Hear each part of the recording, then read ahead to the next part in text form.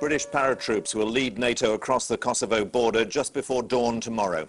They nearly went today. They were put on standby when NATO found out Russian troops were on their way to Kosovo from Bosnia. But after a day of hectic diplomacy, the Russians were persuaded to stop at the border and wait until tomorrow. Ben Brown at the border crossing of Blatce on a serious confrontation narrowly avoided. British paratroopers were suddenly put on high alert this afternoon. They were massed in a field in the blazing Balkan heat. Their mission, they were told, was to fly into Pristina airport to head off Russian forces who were trying to get there first. It could have led to a dramatic and highly dangerous standoff between British and Russian troops. But in the end, these men were stood down at the last minute. Through diplomatic channels, the Russians had given assurances that they would not, after all, be sending their soldiers into Kosovo, for the time being at least.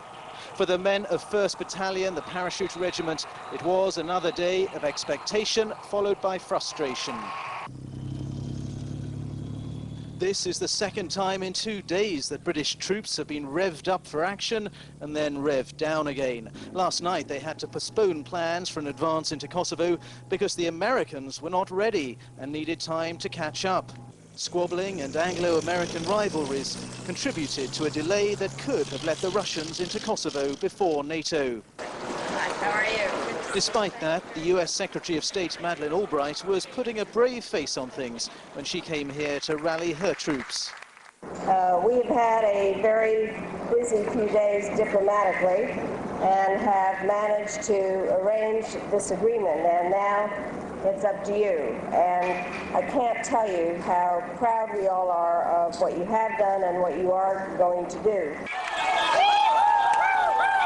And tonight it does look as though NATO troops are finally on their way into Kosovo, to the adulation and jubilation of the refugees. These British soldiers are being mobbed this evening as they move closer to Kosovo. The refugees know their ordeal is nearly over. Soon they are to go back home. But just over the border, it's a different story. Serb civilians have been spotted leaving their villages. They do not want to be around when NATO arrive and when the refugees they tormented return. After 2 false starts, we are now expecting British troops to move across this border into Kosovo in the early hours of tomorrow morning. Even so, this operation to take control of Kosovo is not beginning smoothly. British tanks have been delayed because the mayor of Macedonia's capital, Skopje, has apparently complained they might ruin his roads. But such hiccups do not bother the refugees, for whom this is a night of joy. Just before dawn, Paras and Gurkhas from Britain's 5 Airborne Brigade are expected to seize high ground overlooking the road to Kosovo's capital, Pristina. For the troops and the refugees alike, the long wait looks like it's finally over. The news that a column of Russian armoured vehicles had entered Yugoslavia took everyone by surprise. The American envoy Strobe Talbot, who'd left Moscow after the suspension of talks about Russia's role in KFOR, turned his plane around and headed back for more discussions. Bridget Kendall on Russia's fear of being sidelined by NATO.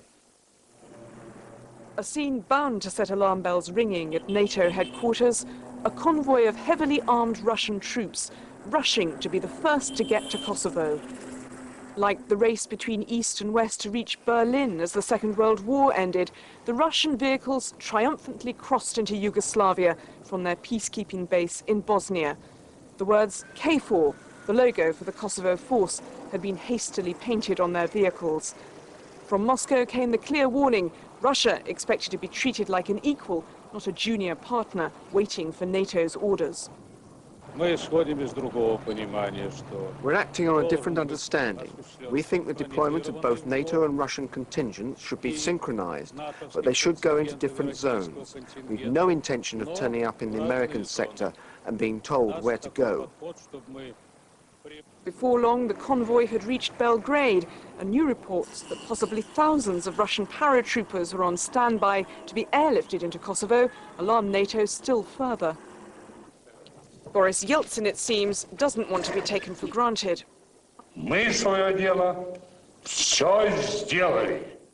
Congratulating first his foreign minister, then his advisor, and then himself for helping bring peace to Kosovo. Yet the truth is, Russia's cash-strapped army is in no state to challenge NATO in the Balkans. At their military base outside Moscow, these soldiers yesterday were, as usual, feeding chickens and tending tomato plants to supplement their unpaid wages. There's barely enough money to keep the army going, admitted the Russian Prime Minister this week, let alone finance Kosovo peacekeepers. Not without more Western loans to help the ailing ruble. In the end, Russia can't afford to upset its Western paymasters. They haven't entered Kosovo, and they've given us assurances that they're not going to enter Kosovo, at least not until arrangements have been worked out for their participation under agreed terms within a unified command. But whoever gets into Kosovo first, this is what they'll have to deal with. Serb troops may now be departing in droves, but behind them they're leaving burning villages. No one yet knows quite what devastation the peacekeepers will have to contend with. The Serb troops are moving out of Kosovo, and thousands of Serb civilians are fleeing as well. They say they don't believe the peacekeeping force will be able to protect them from reprisals by the Kosovo Liberation Army. The BBC's Mike Williams in the Kosovo capital, Pristina, on the Serbs' turn to be refugees. The Serbs are leaving Kosovo, both soldiers and civilians. NATO troops will be here soon, and roads out of the province are choked with military vehicles. First to go are the air defences, the surface-to-air missiles, the anti-aircraft guns and mobile radar. The clock is ticking, and they have just one day left to remove them. Their president has told them they're heroic victors, and they appear jubilant. As they leave the province under the bridge which marks the border, they cheer, Serbia, Serbia. In part patriotic display, but in large measure relief at the fact that they're no longer in Kosovo, prey to NATO bombers and the snipers of the KLA. They're simply glad to be alive.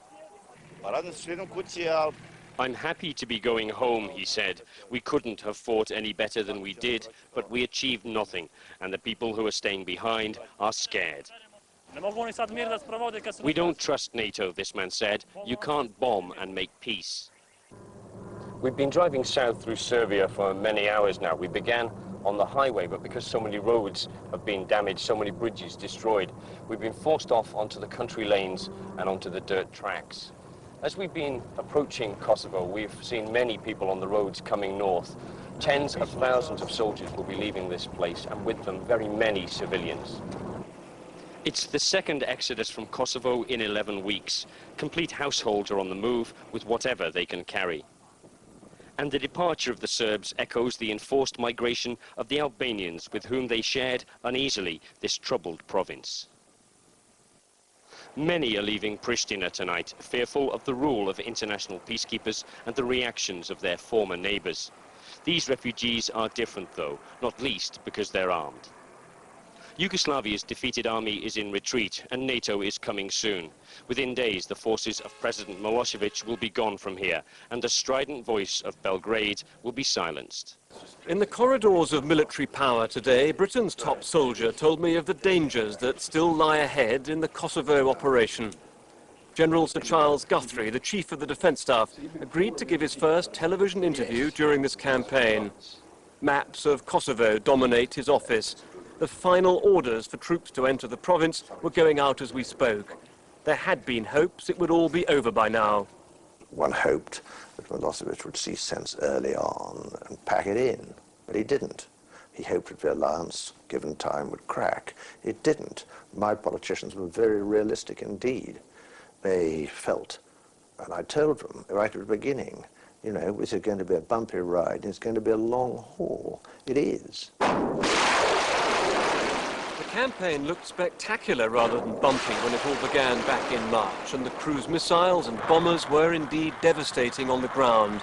But the explosions and damage weren't convincing Mr. Milosevic, and the NATO plan depended entirely on bombing. It wasn't working as rapidly as planned. Mr. Milosevic then responded in a way no one expected. The deportations of the Kosovo Albanians were suddenly accelerated. The Serb forces causing all this seemed immune to NATO aircraft. The alliance was fighting from 15,000 feet. Experts said this was too high, too ineffective, and that NATO was more worried about the safety of its aircrew than that of the Albanians. General Guthrie rejects this. I get very cross when I hear people saying that is cowardly. We've had pilots there who've done 35, 40 sorties, going back night after night. And that is, I think, a very courageous way of going to war. There's nothing cowardly about that.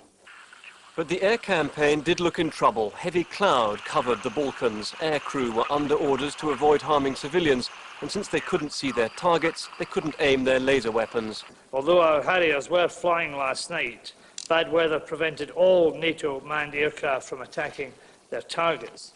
This went on day after day, yet when the weather cleared, mistakes were made. This missile aimed at a bridge hit a train that was crossing. Images like this threatened the whole campaign. Worse was the bombing of a convoy of refugees. The bombs fell where they were aimed, but the targets were mistaken for military vehicles.